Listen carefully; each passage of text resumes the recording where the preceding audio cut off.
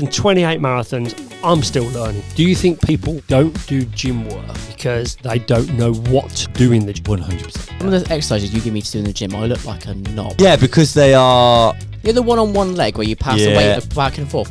I videoed myself, mate, and I was so embarrassed that's what I looked like.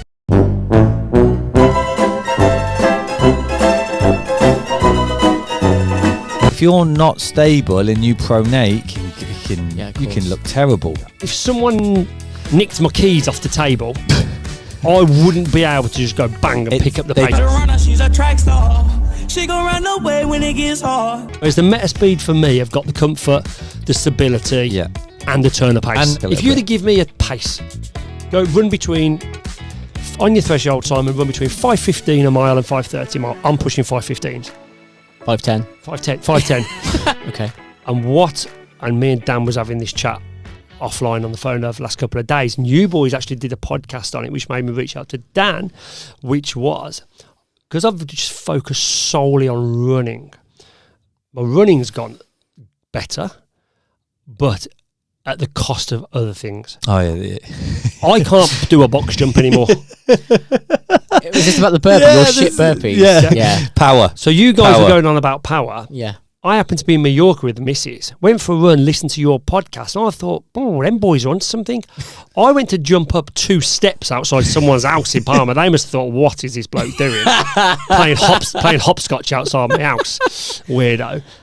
I couldn't do it. Oh, wow. I've lost the power and the explosive power that you would have got from doing strength and mobility work. And you had a lot because you were quick as a kid. I've got away with...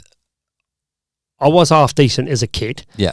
But short stuff. Short stuff. That's what I mean. Yeah. 1500s. Yeah. Not long stuff. Mile and a half, 15, maybe touched on a few 5Ks now and again, but I was more of a 1500 pedigree as a kid. But I was in the gym permanently as a kid. That's all we did. I didn't hang around parks. I just sat in the gym. That's all we did. I don't know why, but it paid off. But I sort of carried that strength and conditioning into the army, and then my army strength and condition sort of carried me through until my 40s. And because I haven't touched it for the last 6-7 years, I've sort of used up what I'd kept. And slowly, now, it's petered away. And I'd say in this last 3 or 4 months now, things are stiffer and hurt more, and the power's gone more than ever. So that's the biggest thing for me this year, is getting back in the gym twice a week. Reincorporating strength, I need to, because what happens, you say about the next few years, if I carry on the line or the path I'm on, will I be even able to turn up to a race in the next few years? Not to the speed you want, or could get. And it's got the engine, but the chassis needs to be just as strong. I need to put some power back into the game. Yeah, and just be robust and strength. Build that capacity and just literally strengthen up the body to allow to deal with the speed. It's probably the fact that you've got quicker, and you need to also allow your body to be able to hold that, because metabolically it's faster, so it's working harder. The faster you go, it's like a Ferrari, isn't it? It's the chassis is just a Formula 1 car. Do you know what I mean? They've got to deal with 200 miles an hour or whatever they deal with. So if you're going quicker and you haven't got that chassis to deal with it, then things are going to break and fall off, right? Yeah. That's kind of where it is. Yeah. But there's been this in social media, YouTube, especially this last 12 months. You watch people's stuff, and a lot of the youngsters, it's chase mileage. Yeah. That's been the biggest thing. And I've never done mileage, ever. I've never chased mileage. I've never gone over a 61-mile week, 102k week. Never gone over it. Now, some would say, well, if you had done, you'd have been further up the chain. But I'd say, I have conversations now with other lads at the runners who are now going, right, I want to break 3 hours. They're going, I need to start doing 60, 70, 80 miles a week. And I'm saying, if you start doing that now, don't go down the same path I did. Stick to doing your 2 gym sessions a week. Even if you do 50 miles a week and do a cycling session, put some resistance through the body. Yeah. Because ultimately you'll just, or if you're going to go for a sub 3 hour marathon or sub whatever marathon, and you're going to call it a day after that, and you'll be fine. Yeah. But if you want to continue doing marathons and getting quicker and quicker, you can't keep those gym sessions. You've got to keep some sort of, you've got to do other stuff other than just running, because otherwise you'll end up, older and weaker. There aren't many runners I coach who are of a certain quality who I haven't put gym stuff in. Time may be one, if they've got really busy lives, but I think about the very good runners I coach, they're all in the gym. Do you think people don't do gym work because they don't know what to do in the gym? 100%. And also, it's a scary place as well. And also, runner doesn't prescribe it. No. Does it not offer? It doesn't say anything. Does it not? I don't think so. I don't know. I've never seen it before. No. I suppose, and also, would they do it? It's definitely the one you'd skip because if it hasn't got like demos or anything. Some of the exercises you give me to do in the gym, I look like a knob as well. So I just think if I didn't have your instructions, I wouldn't do it. You know what I mean? Yeah, because they are. You're the one on one leg where you pass the weight of back and forth. I videoed myself, mate, and I was so embarrassed. That's what I looked like. The stability, though, isn't it? So bad. Yeah, because you can go in the gym and do some bicep curls and look pretty solid, but actually, if you then, because most of the things I prescribe are like single leg balance on the side, and it's still strength, like single leg split squats, things like that. But if you're not stable and you pronate, you can look terrible, But you need to do it to get more efficient. It's kind of like the efficiency. You're, like you said, you're lucky. What you do as a kid and like in your early teens and that follows through in your life. Like the stuff you do there is almost worth double. It's you said that critical. You wouldn't give anyone endurance coaching as a kid. Power. So if you've got this amazing strength, you're only seeing it now because you probably don't do anything and you're running more than ever and you've done all these marathons and it just takes time to sink in a bad way. You've slowly got not weaker, because people gotta remember that you are running, and running alone does make you strong. You get strong from running, but you just need to take out those sort of impurities with the running and just become a stronger athlete, really. Can we get a video of you jumping up some steps in a few months? Is that possible? When I can. When he can. Steps. Yeah, when I can. He'll probably end up jumping up like some 10-foot box or something. Remember them? He's at Olympics next one doing Frosby flop, mate, going over the top. Imagine how embarrassing in front of your own missus and kid trying to jump up someone's step and you can't. What's for everyone listening, what's a normal training week look like? Normal training week would be if I'm running, if I'm in it, just running. So 6 days a week. So like before your PB marathon, or you'd have to give us details. But so Monday, hour run, chilled, easy miles. Tuesday we'll do a threshold session, which will be a shorter, quicker session. So something like 10 by 3 minutes. Wednesday, easy run, hour. Thursday, another threshold session, but now we're doing longer stuff, 4 by 10 minutes, 5 by 8 minutes, stuff like that. So you're spending more time. Quite classic stuff. Yeah, quite classic stuff. Friday's off. Yeah. Saturday, easy run, 40 minutes, 50 minutes, and then Sunday, long run. Yeah, depending on what. So essentially we're doing, if I'm running 6 days a week, we're doing 2 threshold sessions, 3 easy runs, 1 long run. Yeah. But as I get into the plan, let's say if a plan's 12 weeks long, that Sunday session is the thing that changes the most. So my easy stuff always stays at an hour. The thresholds, they'll get longer. The recovery will get less. They'll chop and change. But the Sunday sessions, the longer session, goes from being just a time-based hour and a half on your feet. I normally build up from an hour and a half to 2 hours, 15 minutes. Really easy on my feet. Once I'm about a couple of hours running easy, that's when I start changing up the Sunday run. And then that becomes now a specific based long run. So I start doing stuff like every half an hour go into a different heart rate zone. Then a slight progression run. So I'll do a bit of tempo blocks. Correct. I'll do 4 by 30 minutes, and then that'll change to 3 by 40 minutes. We change that Sunday run to become specific. You end up doing 15-minute warm up. You're doing 8 by 3K. Yeah. And then it sort of culminates 3 weeks out where you're doing your classic warm up 5 by 5K. Yeah. And every time I've done that session, you think, I wish marathon was today. Yeah, okay. I wish this was marathon day. Yeah. I think, and like I said earlier, when you asked me the question about what am I going to do different and going forward for a bit more longevity in the game, I think I've gone too hard on them sessions. Yeah, too early. Too early, yeah. Because you're so fit. Yeah. You can't not start laying down good numbers. There, the temptation's there. You're fit, you're healthy, you're ready, you're lean. Everything is lined up for you to have a good day that day. So I think this year what I'm going to do, instead of going all out on them, when I did my 5x5K for Berlin, I was doing them 5Ks at 18 minutes every 5K. 18-minute 5K, K recovery. 18-minute 5K.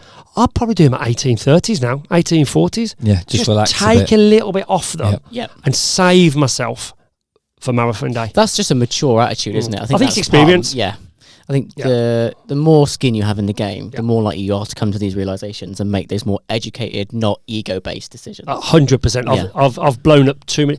The 3 times I've PB'd are the 3 times I've negative split a marathon. Yeah, don't. Fact. He's going to start. He's Mr. Negative Split. I did 1 negative split and got a PB, and that's the end of it. There we go. There's 4 then. Yeah. So there's 4, but that's like you say. That's skin in the game. That's understanding the marathon day. Yeah, and understanding how to run a marathon. Yeah, I agree. So, sort of last question for you really is, what do you think comes next in your plan? Do you think there's still a PB in the marathon for you beyond 2:35? Yes. Okay. I do. Yeah? I do. I think it's crazy because the goalposts just keep changing and changing and changing. And the reason, and I'll tell you what I think I can do and what I want to do, but the reason I think I can is I don't think I've maxed out my training. You ever got to race day and felt, yes, 100%? Yes. Good. But Seville this year, when I just had no effort in it, I went to Seville, start line, and I did the first 20, and I went there for fun. It was a bit of a fun weekend with Asics and sports shoes. I did the first 20 miles in 2 hours 10, and then went, I've got 10k to go. Let's use it as a bit of a training run. And I just took the handbrake off, and I ran the last 10k in 35 flat. 35 minutes, 0 seconds for the last 10k. Hates 10Ks though. Hate 10k, but I'd warmed up. But at the end of the marathon is fine. And that was the day I spoke to a guy after, Dan, and he went, I bet you wish you'd gone for it today. And I thought, yeah, everything aligned up, but there was no pressure. That mental pressure. There was no pressure on me to do anything. Yeah. Now, there's not to say that I didn't turn up at Seville and go and try and run 2:32. I would have blown up. The fact is, I didn't try and do anything, and it all lined up. So Berlin last year, the night before it, I had my food, I had my dinner, and I'm gluten intolerant and dairy intolerant. Well, 1,000%, they did not give me what I asked for. They said it was gluten-free pasta, and it was full of gluten. I'm telling you that now. I was bloated all night on the start line. I was bloated. So I think if that had gone right for me in the way that I think I was in 2:32, 2:33 shape for the marathon, I really do. I was strong all day on that. My prediction is I've got Berlin Marathon again in September, and then I've got Valencia in notoriously fast December. Valencia. Yeah. So you done Valencia before? No, never done it. I've had a place 3 times, never gone to it. Never got. I've just knocked it on the head come November. December, isn't it? Yeah, just like I said, I've never tried November. Yeah. I've got to November and gone, I'm done for the year. Ready for Christmas now. Yeah, I'm done for the year. I've actually got Berlin, a place in Berlin, Chicago and Valencia. So the plan is, whichever one I'm in the best shape. If I get to Berlin, I think, no, I'm not ready. I won't go Berlin, and I have got a place at Copenhagen half, which I've just been given. So I'll probably go and do Copenhagen half or Berlin Marathon, depending on the shape, and then go do Chicago. Yeah, that's my B goal, and that B goal will be try and go sub 2:35. Try and be in 2:32, 2:33 shape come Berlin/Chicago. Then we've got 10 weeks then to Valencia. I never set out in the marathon to have a time goal. Never. When everyone was on this sub 3 train, I have no interest. I just thought, just run to the best of your ability. I think based on my data, based on the level of output that I put out compared to everybody else's, what they put out, and this isn't being arrogant in any way, the lads who are, Andy Rayner, lovely man, what a guy, nice, genuine guy. He's pumping out 70 to 80 mile weeks to get 2:35 consistently for 15 weeks. He works really hard. I was doing 40 to 50 and I threw in a couple of 60 even mile. your training week you've just described, Yeah, it's nothing. Unless you do a 5-hour run at the weekend. Yeah, it's really The volume's quite low. So I'm doing sort of 75% what the lads are doing, and we're at the same level. So I'm thinking if I started pumping out, added an extra 3-4 hours a week in, could be cycle, like biking, could be cycling, like you said. Put 2 bikes in, 2 hours each, Yeah. 4 hours, and another run. Do a double day. Yeah. I think I should be doing 2:29. That would be real delicious, wouldn't it? Yeah, at 46. Now, I think from my own research, and someone can go and who's better on the computer than I am, I think from my own research, there was only, I think it was 9 people over the age of 40 last year in the UK who ran sub 2:30. Now, I might be wrong on that, and I'd love someone to find the data on how many people 46 years old and above. Yeah, so like 45 and above, 40, like in that bracket. Well, that's a bracket. So I've just gone up a category now. I'm in the V45, so 45 to 49. I'd love someone to find the data of how many UK-based GB athletes in the 45 to 49 category ran a sub 2:30 marathon last year. I bet it's not a... No. I think it's single figures. I think it's single figures. So, but they are the ones who I have seen do that are doing 80 to 90 mile a week. Okay. It's not unusual. No. Like it's maybe like 70 to 90, I'd say, miles. Well, like I'm at 40 to 50 miles. Yeah. Big uptake then. So it's another... Yeah, you're not just going to start running 90 miles now. No, I no. wouldn't. But that's not what you're saying. But if I look at it, I don't need to. No. I just need to get to 70. Yeah. And throw in a bike. So if I can do another 10 miles a week running over 15 weeks, that's 150 mile. That's an extra 6 marathons I've just run in training. Easy miles. And listening to all the podcasts that we do, they say the number one indicator of how well you're doing a marathon is how many miles you've done in training. From your volume is key, number one. Yeah. So it doesn't matter if I can go do a 3-minute K. Yeah. If I've only run 10 miles a week, I'm not going to do anything, am I? No, not at all. So I need to do the volume first, and then we'll worry about definitely. it. So I think I'd like to leave the marathon game when I do as a sub 2:30 marathon runner. I think I owe that to myself. Yeah. I think I'd beat myself up mentally. I have never worried about what anyone says about my times or me as an athlete or as a runner. In the nice way, I couldn't care. Yeah. But you care. I care because I think I owe it to myself to try. I haven't scared myself. Sub 2:35 doesn't scare me anymore because I've done 2:35 and I know it didn't really hurt at all. In training either. Just went out and did what I do. I think I've got to go to a different place to go sub 2:30. Yeah, which is good. Excites you. It excites me. Yeah. It excites me. Do I think I'll do it? I don't know. I do. The journey. It's worth a try. Is worth it. Worth a go. It's worth a try. So I've got a couple of hits, haven't I, this year? Yep. I've got Berlin, Chicago, and then Valencia to have a hit on it. And then after that, I find these ultras a little bit sexy. The ultra will naturally be at a lower intensity again. So as you kind of plan for the future and knowing your body and what happens to it, that is going to play into that nicely. I could see you trying to. So I've got a guy or coach trying to do the record at Race to the Stones this year. Yeah, I could see it's a bit flatter. And I just think I'd be with the competitive side of me. You then need to run a few more miles. But I wouldn't need to do as many hard thresholds. No. But the problem with me, and this is where it's great when you speak to athletes, if you said to someone, what's your favourite sessions? Or give someone a threshold, I can't do that threshold session. I'd rather do 70 miles a week of easy running. Yeah.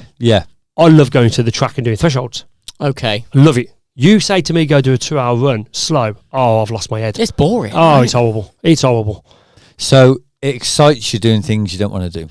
It excites me getting the heart rate going. Yeah, okay. Well, but like for the journey, so that's what I mean. Why would you want to go and do an ultra if you don't like running for 2 hours? Is it because you know it's hard? Because I think I'd be competitive at it. Yeah. So what would turn me on about an ultra is going to a 100k ultra race thinking, I've got a chance here. If I maintain the level of fitness coming from my marathon background, add some more miles, I could be competitive in the ultra world. Also, you've almost got no right to be there because they've got a quadrillion more miles in the bank than you have. And then this newbie turns up going, hello. And they're like, where have you just come from? So that excites me. But yeah, who knows what the future holds. But I just think I'd always want to stay in the running world because at 46, I've like grown up in the 80s, the 90s, the 2000s, right? Life's tough for everybody. I feel like I'm giving a bit of a speech here. No, I just think life's tough. And in any arena you go into now, someone's against you somewhere or something's against you somewhere. Yeah, always a hater. There's always a hater. There's always friction. There's always something. You go to a race weekend, whether it's marathon weekend, 5Ks, 10Ks, marathons, ultras, triathlon weekends. Every single person there is positive. Yeah, yes. Oh, yeah. Every single person there wants you to do well. Yeah. Regardless of what time you're doing. Yeah. Now, why would you not want to be in that Yeah. I love arena? it. Yeah. Why would you not want to be surrounded by like-minded people? I'll go to my local pub, sit with loads of friends, sit with people. I'm zoning out, thinking You're scrolling Strava, you are. I'm loading up training peaks. Yeah. But I'm thinking, my friends, but it doesn't excite me, these conversations anymore. I want to be around people. Yeah. I've driven an hour today to talk on a podcast or running. Yeah. I could have a friend say, do you fancy meeting at a coffee shop? And I'll go, for what reason? Yeah. What are we going to Are we running there? Yeah, running back? what are we going to do? Yeah, exactly. You got some new trainers? Yeah, I've got in the nicest way.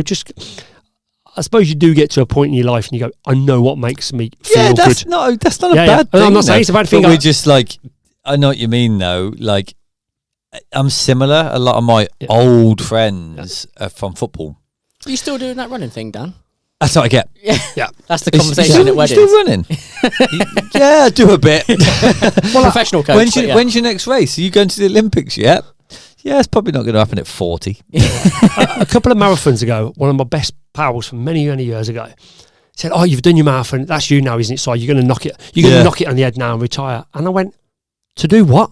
Yeah, well, exactly. What? Play paddle? I mean, Because that's what everyone's." do you like a bit of paddle? I'm not sure my calves like it. Yeah, but I've never played paddle, and I can see why it'd be good fun, community. But I was just like, "You want me to stop this? For what reason?" Yeah, exactly. For what? I'm not hurting anybody going for a To run. play paddle with you is going to do it for 6 months. Yeah. And then you'll stop. So I think it's just a good place to be in. I think it's always good to have a time goal, but my enjoyment level for running was much more when I first started than it is now because I had no targets. Yeah, back then. yeah. I do think that's Bit a less thing. pressure. Isn't it? You do. I really enjoyed running, and then I started to sort of put times on things. You put a lot of like pressure on yourself to do certain things. Then we talked about the goal I set for my half marathon based on nothing, and then I just beat myself up about not getting it. Yeah. It's retarded. It's like, okay, yeah. Yeah, so it's just, I think it's good to have a goal, but that Jimmy Carr says it, doesn't it? It's not the pursuit of happiness, it's happiness in the pursuit. Yes. Yeah. It's simple as that. It's Every just, time. I actually don't enjoy, it sounds bad, people are now going, you're dissing the sport, but let's go the other way. I enjoy training more than I do race day now. Yeah, okay. Because of the times and the pressure. Well, it's just, race day, you can get so overstimulated with the noise, with the logistics, with the start, everything. I've never felt like I needed a pee 24 hours of a day, other than race day as well, by the way. Yeah. I don't know what that is. I get there and I think, well, I'm just going to wet myself now. Yeah. Yeah, don't go to London Marathon, it's even worse. Yeah, I bet it is, yeah. Crazy. Those pens are just like, it's crazy, isn't it? Yeah, it's feral behaviour. There is feral behaviour going on. I'll never forget. I think I said it on one podcast. I don't know if I did say it, but I got there. I was one of the first people off, just because it was just good for. Other than the championship and the pros, Just so good. no, not at all. And I mean, I must have arrived at. I mean, it must have been. It was a good hour before the start. It was at 9:30. I walked past this pen. There's a man asleep under a foil blanket. Was he running the race or was he just a local? No, he was in the pen. Yeah, it was just a local. Just a local. So he's in the pen. So he's got there that early to miss the traffic, the congestion on the tube, to go and sleep in a field before he's about to do a marathon. And I'm like, that's New York Marathon for you. Yeah, it's the same. Same thing as London, I because you have guess. to get the train. Oh, New York Marathon, it's crazy. Yeah, You've got to either get the bus. Essentially, you've got to be on the transport at 5 a.m. Yeah. for the 9:30. Yeah. It's not conducive to a good event, is it? not for to you. not to run a good one, but like you said, Jimmy Carr says it well. It's the happiness in the pursuit. Maybe that's what kicks his gets his kicks from just being ready. There is something brilliant about the sort of current temperature of the UK, isn't there? You sort of get up, you can put your 5-inch shorts on, bugger off. Love it's the heat. 6 a.m. What are you looking at the heat? Sounds quite long, that 5-inch short. Yeah, Like 4-inch shorts. Also, he's like 5 what? 5 Yeah. 6 p.m. Yeah, I get woken up with a little one then. Yeah. Yeah. I will start. I am going to start getting up earlier. What am I like in the heat? I I'd like to say okay. Yeah. And the reason I'd say okay is the only thing I can base that on really is results.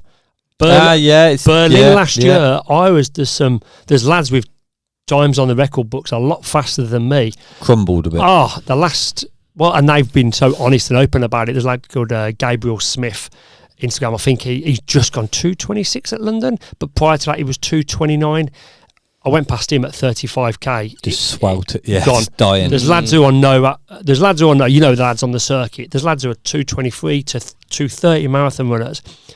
At 23, 24 miles in Berlin, they was treading water. And when I went past them, they were going, "Go on, Si, go on, Brummie." And I thought, I've paced this well today, and I've kept it under control. Now, whether I'm good in the heat or just kept it under control, I don't know. Yeah. But my heart rate sort of pretty much stayed the same the whole day. Never went over 160 until last mile. It could be all that time you spent in the Middle East. Yeah, it could be. Yeah, I don't mind. I enjoy. Yeah, I enjoy humidity. Yeah, heat adaptation. Spent 5 years in the Middle East. Yeah, 55 degrees every day. Don't you just live in aircon out there though? Is that not? Yeah, and that's where you're ill quite a bit. That's what I thought. Yeah, the opposite. I would be knackered out there, wouldn't I? The amount I get ill here. I actually think you might just die. Thanks, mate. It's all right. Dan's booked me a ticket. Cheers, mate. One way. Well, I don't need the way back. I'm going to die, aren't I? I know. That's but no, I do like the heat. I like sweating. Yeah. I like the humidity side of it. I was going to say, like the pain and gain. You just got given a treadmill. Well, they've also given me with it. One of the fans. They are good fans. Well, it was, but what I don't think they realised, he would put it in the boys' bedroom 2 months ago as well. Yeah, he needs it. So he had it on. He goes to 40 kilometres an hour. The windows on it. No way. We had it in his bedroom. Anything to keep the newborn asleep, mate. Yeah. He was like the Wizard of Oz. He was spinning in his room like a tornado. I've been very fortunate with that. That's on maximum volume. Is there anyone is there some sponsors and things you want to thank? For people listening? Push a code out. The main one's the sports shoes, really. Yeah. Sports shoes have been there with me probably from when I first started running. They've been absolutely golden. They look after me very well. Sports shoes do. I get on really well. Good bunch of guys, good bunch of team there, and they are behind the scenes. Good company as well. I think they are the UK's largest online sports retailer. It's the Run Show. Mm-hmm. Did you buy your trainers from them? No. Who did we buy? Who was that? Do you want me to say? Well, I mean, you're allowed to. Okay. ProDirect. Yeah. So I think ProDirect are a competitor, but I think they've more of they come from a football background. They do, yeah, absolutely. Yeah, football, so they're just stepping into the trainer market. I think but as I say, the sports shoes, I think they turn over something like 100 million a year, you know. Oh, sports shoes. They're not huge company. They're half of that's from your endorsement. Yeah, obviously all the shoes. 31 million video, mate. Yeah. But I was surprised that when I looked at the numbers or found the numbers out, I didn't realise they were so how big they are. Yeah, I didn't realise they were so big. But I mean, other than going direct to the companies, I think Sports Shoes is probably the biggest company that I know. It's one that I've used many times. Yeah, absolutely. Yeah, they're a good bunch of guys. They're just, with respect behind the scenes, they're just... Do you have a code? No, I don't have a code. Do they do codes? They do codes. Yeah. Most of the time, if you go onto the website, like there's a 15% one online at the moment. Yeah. There's always a deal. So they don't need... the ambassadors want to do it for the love of... The influencer world of it is, and that's a podcast on its own, really, but the way the influencer side of it works to get paid, and I hate it when these influencers pretend that they're not getting paid. Well, you are when you give a code out. Yeah, it's sort of you give a code out, but that code has to be used. If you use that code and you click it and it goes direct to the Sports Shoes website, you then get X amount a kickback. Yeah, very small percentage. Yeah, but if someone then takes that code and goes onto the website themselves, it's an even smaller kickback. So for the influencer, they want you to click that code.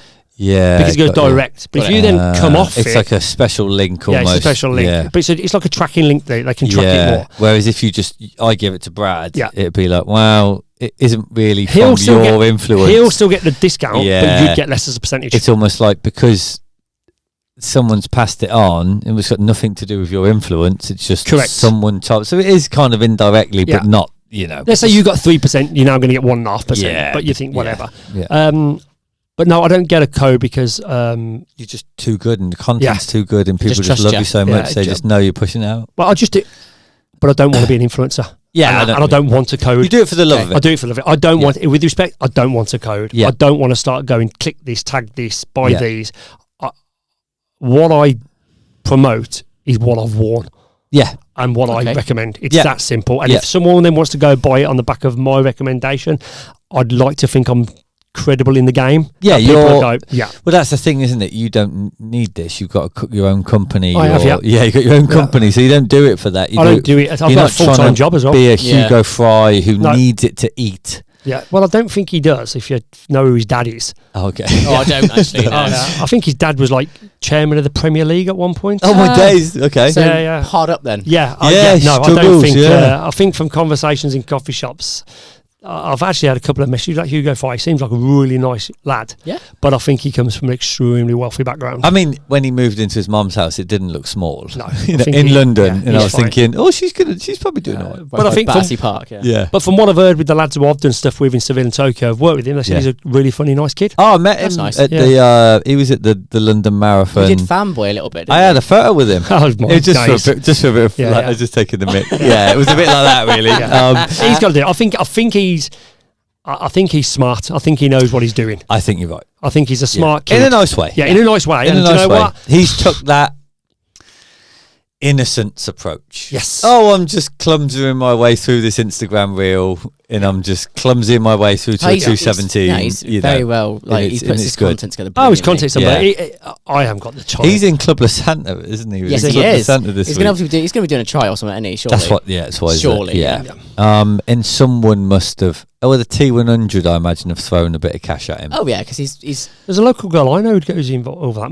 Meg McDonald. Yes, no, Yeah, Meg did, yeah. She did all right. She got a little bit in. She got married this year. Yes, she did. Yeah, so Josh, her partner. Yeah, she just did a race. She just did a race in Slovakia. Yes, I'm sure she did. Yeah. Yeah, she's done quite a few with that T100. She got pulled in as like a wild That's card it, and then kept getting asked to come back. she rolled her ankle really badly, and that went viral. I did see that. It was bad. She's an unbelievable swimmer. Yeah. I think I've seen that actually. Yeah. I think I've seen that. It's a Yeah, really, in really, transition, yes. it looks like how it didn't snap off. How you come back from that? Yeah. It's mad, And then I think she came back and dislocated her shoulder in the swim. She did, yeah. Okay. I think that was something she's done oftenly, though. Oh, is it? I think she normally An old pops injury. it back in or something. Oh, okay. Yeah, I know. But this is Lovely. triathletes. They're nuts and they just crack on. Crazy things happen and they just carry on. I sort of want to finish on a recommendation from you or a projection from you Okay. because I feel like I could talk to you for hours and hours, and we'll definitely get you back, by the way. But thinking about your future plan, the sub 230, the 229, what shoe do you think that'll be? Oh, that's a good question. Oh, it's a good question. For me, the shoe is the Asics Metaspeed. Yeah. And the reason it's that, and it's not because I'm associated with Asics, which I am, it's the shoe I've worn. I think I've seen you in a couple of pairs. Like, Yeah, I've got. It's the shoe I've worn for They've every got PB. quite a few fast shoes. They They've have. got the Edge. Well, They've the Edge and Sky are the same shoe, essentially. Okay. They're the same model, but just a different version. Okay. Yeah, Well, no, okay. the foam's the same. It's the rocker plate inside it. Okay. So one of them is for people who get the speed through stride length, Yeah. and one's for people who get from cadence. Okay. So so the Edge is for people who open the stride, Yeah. and the Sky is for people who have got a higher cadence. Yeah. This podcast is brought to you by A1 Physique. Now, all throughout these episodes, you'll hear Coach Dan and myself talk about the importance of recovery for your training.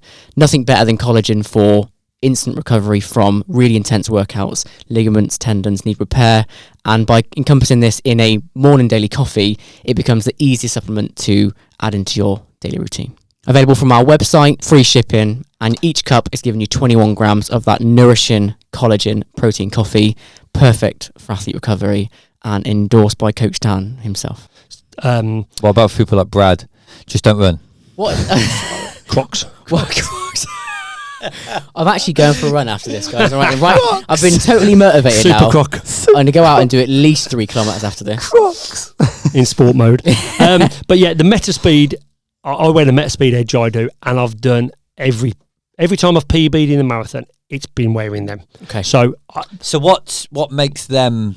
I mean, obviously you're very fast, so I trust you. But what makes them? What's ASIC's approach to what makes them good?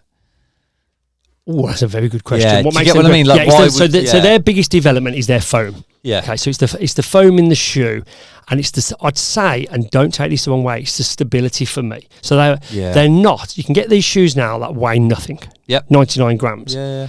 I think the Meta Speed Edge, I'm going to make a number, I think it's about 140 grams. So a touch heavier. It's a touch heavier, which for me...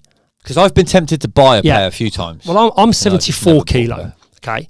I think these 90 gram shoes will be fine if you run and you're 60 kilo. Yes. I'm 74 kilo. I need a bit of stability. What are you pointing at me for? Yeah, you'll be fine in them. Yeah, 84 kilos. Right? Yeah. Absolute Pure muscle. So for me, they've just got the stability, but still feel like a race shoe. Yeah, okay. And you're still a little bit... zip. What's the return like? You feel like you're moving? Well, I'll say it like this. I ran a couple of marathons when I first started in Nike Alpha Fly. And I put them on, and I think with the Alpha Fly, they were like a fast slipper. Okay. If you got to a pace, they'd keep you there. Yes. They'd just keep me at that pace. Yeah. But if someone nicked my keys off the table, I wouldn't be able to just go bang and pick up the pace. They take a little while for the turnover. I'd go, I agree. I'll catch you. I fully agree with in about half a mile. Yeah. Okay. That's what I tend to wear, the Vapor, for that reason. The Vapors and the Meta Speed, I feel like I could just turn a pace. Okay. Yeah, turn a pace. Like if someone said to me, come down the track, and I only had a set of Meta Speeds with me, I could do a track session in them. Yes, okay. If I had a set of Alpha Flies, I couldn't do a track session. No. No way. I mean, people do. People do. People do. There's no turn of pace. Yeah. Whereas the Meta Speed for me have got the comfort, the stability, and the turn of pace. And they recommend them for marathons. And they recommend them for marathons. For any distance. For any. I think but like for a 5K, you maybe wouldn't, or you still would. I would, because my biomechanically, my body suits them. Yeah. But then they do the ASICS range, they do the Magic Speed, for instance. Okay. So the Magic Speed would come down to... They give you a bit more... They're just a bit of a stiffer shoe. Okay. Yeah, so you could... The Magic Speed. So for me, if it's Marathon World, half Marathon World, I'm in Meta Speeds all day long. Okay. All day long. That's good. Yeah. But yeah, so we'll see what happens with the marathon game. We've got a big year this year with the training, got the treadmill, got the baby. I just need to put down some miles. Yeah. Well, we'll back you all the way, and I think we should get you back on if you achieve your goal. If End you of the season. Land, basically. A winter edition. Winter edition. See if you make it through. But I just think I'm not that fussed if I don't get it. No, it's a journey. It's a journey. Yeah, journey, new things going on. I will be. I'm going to be 47 next year. I'm either going to be 47 and unfit, or I'm going to be 47 and fit. Yeah. We're going to be older anyway. Yeah. So why won't I just be older and try and be fitter? Yeah. Tomorrow's going to come no matter what. Tomorrow's coming no matter what. So I'll put down another block of training. Yeah. And if I end up getting 229 or 329 or 529, I'll be fitter. Yeah. So that's all I look at for the longevity. I want to be in a position where I don't ruin myself. That when my boy's 18, 20 years old, he goes, Dad, I want to do a marathon. I want to do it with him.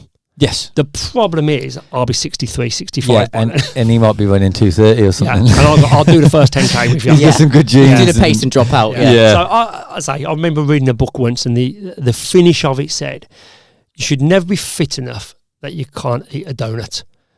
Ah, yeah, okay. And I thought, do you know what? I want to be able to eat a donut and be fit. So Brad's like that every day. Yeah. I used to have an Instagram account that I used to post on, which was called Training Dirty, Eating Dirty. Yeah. And I used to do that. I used to eat smashed donuts and then smash like. But you're French right. press. Where you're that bothered about where you consuming a donut would worry you for the next day. Correct. It's the psychology of it. But I've been there. Yes, I've been I there, would say I have and as it well. ruined me. You probably have as well, but I think we all have. I think. Oh, in that pursuit of I went great, under-nutritioned. Is that the word? Undernutrition? Undernourished? Undernourished. Yeah. Had such a bad effect on me, I lost all power. Yes. I lost all power. Yeah. I was gone. There's a picture of me. I did 2:48 at London, and I think I was 69 kilo back then. Yeah. And you just... not a great look. I looked ill. This is the worry for a lot of... not Hugo, but, people like him in that pursuit of time, you can lose that power, which if you lose that power in that structural stability, something's got to give. I just think with me, people either like me or they don't. But people don't like me because of my time. And I'm not going to get more people like me because I do a faster time. No, that's fair. Yeah. It's the journey there, It's the journey that people are interested in me. So with the lads who are chasing these faster and faster and faster times, Hugo's blown up because Hugo's Hugo. Yeah, we're still invested in his journey. We still want to follow him.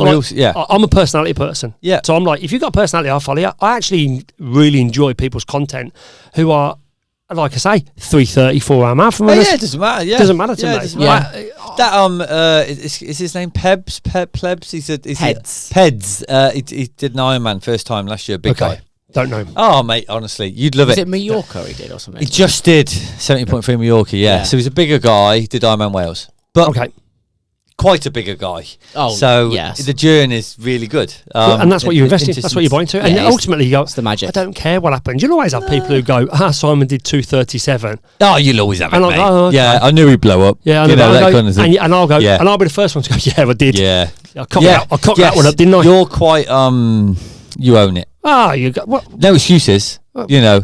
Well, the only excuse is going to be, I cocked it up. Yeah. Yes. No one cocked it up for me. I cocked it up. Yeah, it might be like, I did. There might be a reason why you might know why it happened, but you certainly didn't go, this happened, so that's why I messed it up. It's like, no, this.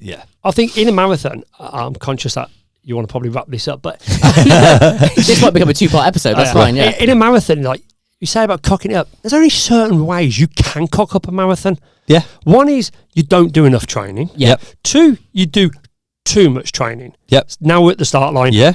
So we do at the start line either undertrained or overtrained. Yep. Okay. Then on race day, you don't drink enough. Yep. You don't eat enough. Yep. Or you go out too fast. Yep. Yes, that's it. Yeah. They're all controllables. Yeah. These are all controllables. Only you can cock it up. And on marathon race day, like people go, I don't feel very well. I've looked at my HRV. I've looked at. Who cares? Yeah. Don't look. Never look on race day. I There's no didn't look. point. Tadej Pogacar never looks. He Does it? literally openly says, "I never look on race day." There's nothing you can do. That's nothing you can do. You're gonna race anyway. We're gonna So I change think with anything. training, that definitely helps knowing where you are. Yeah. And I think there's so much data out there, like the Garmin, the Corosys, all these apps, they give us so much data, but none of them tell you what to do with it. That's what Dan's for. Yeah, that's why I've got a and that's job. what a coach is That's why for. I got a job. And it's funny how, and I know we're going bitty bobby here, but it's funny how I got injured when I didn't have a coach. Yes. Yeah. And Dan said to me, it's when you don't think you need a coach, you probably need a coach. Yeah, Exactly. Yeah. Because he said, I wouldn't have prescribed just to do 3 threshold runs in 5 days at the paces at 440 mile pace. Yeah. And It's that's why true. your body's locked up. And Yeah. I thought, you're You right might there, be Dan. right there, yeah. So it's just, listen, I've done 28 marathons. I'm still learning. Like I'm going into this one this time going, right, I need to do more strength and conditioning. One, I'm not going to go, I'm probably going to go 8 out of 10 on my threshold sessions before. Yeah. Yeah. Because normally, Dial it back a if little you'd bit. have given me a pace, go run between, on your threshold, Simon, run between 5:15 a mile and 5:30 a mile. I'm pushing 5:15s. 5:10. 5:10. Because I want you to go, look how good I am. Yeah, literally, yeah. Whereas now I go, I'm doing 5:30s. Yeah. Because I'll come back tomorrow and do my easy session. another one, yeah. I gotta be honest with the good guys. It's holding them back. Yeah, it's I have to hold them back. yeah, and I think that's an education though. Yeah. This podcast is now proudly sponsored by Crew Barber in Worcester on Trinity Street. The owner, Nikki, possibly Worcester's fastest barber, does great cuts. Dan's been a customer and myself for many years. Book now via Booksy and give him a follow on Instagram. Happy days. I was just saying then I could sit here and talk running and stuff. Sit running and talk running all day long. I could. I'm going to take that as a compliment to Yeah. the sort of production level of this show. And I think it's fantastic. I think that what people get out of this is it's so light-hearted. yes, It's got to stay light-hearted, but there's snippets of education in there. we try to make it sort of fun, Exactly. that. engaging, but you will walk away having learned something, taking Yeah, I something think people away. will listen Yeah. to this, but then there'll be bits like you give, even with the trainers, mate. Yeah. Like you don't know. That's clipped. That has to be clipped and I sent. don't- yeah. Even when you were saying that stuff, I was like, that's so interesting. I didn't know about the stride length versus cadence thing. I don't even know what I am. And then if we clip something like that, you can just tag sports shoe Yeah. and it goes. Yes. Well, it's true, and it's like people will actually really enjoy. But people, you look at 6 years ago on the marathon start line. You look down, it was Night Vaporfly. Oh, mate, and the yellow ones. That's all it was. Yeah. It was all it was. Then you had the that Tokyo okay? edition. Yeah. That's all it was. Now it's everything. Yes. If you actually went to probably, I'm not even going to say 9 out of 10 because that's too small mark. If you went to 99 out of 100 runners and said, why are you wearing that? Oh, mate, They'd say, they have no idea. because they look good. Johnny And- Johnny on the track said I should wear these Correct. because he said they were good. Yeah. And they will do you good. I like Vapor. Yeah. But they say Yeah. they will be good for you. Yeah, But that doesn't mean they're the you best. they're the best for you. Yes. No, it's true. And honestly, when people ask me for training recommendations, I'm literally what I really want to say is These are the 5 that are really popular right now. Yeah. Go and try every single one, and the one you feel the best in, that's the one you want to wear. But no one's got £1,000 to just ping on That's the sports problem, shoe. isn't it? Yeah. They went through a stage, and I was seeing on the marathon start lines people wearing them on cloud monsters Yeah. because they were trendy, they were Trendy, popping. yeah. They are real rigid, they are. Yeah. Really Fascinating story that is uncomfortable. by them. I listened to they've done a 1 hour. Show. Not even a podcast, a 1 hour story Yeah. about how the company was founded and built. Yeah. And them on clouds were built by getting a garden hose, and he cut up a piece of garden hose and stuck it to the bottom of the shoe. That's how he invented the on cloud monster. Yeah.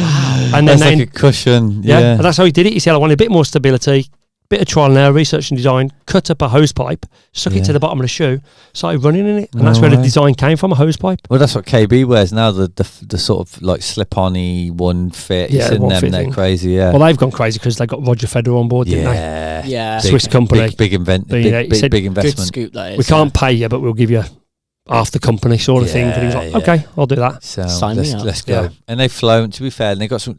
The people they have on board are like a touch different as well. Like Christian Yeah. Blumenfeld's just like a little bit different to everyone else. He's just He's the Iron Man guy, right? yeah. Like and he sells a lot. Running wise, don't know. I don't really know they have running wise. I can't really tell you, but Couldn't tell you. no, but they have. For on cloud. Yeah. In High Rocks, Ronkovic wears Okay. them. There you go. He's the world record holder. Yeah. So they tend to pick people when they're coming through potential, and then they'll be very good. Yeah. It But it's just so much out there nowadays, isn't that? So many shoes. I've just never gone wrong in the Asics. Do you know what? I've never tried any, and I might after today. Yeah, I just I might be too heavy, but I tried was it like are they called Tempo or Speed or something like that? They're like there's a little bit of carbon in them, but they're made for like tempo. okay. So Running. you've got the Maybe the Meta Speeds. so you've got Maybe, no, the everyday stuff is the Gel Nimbus.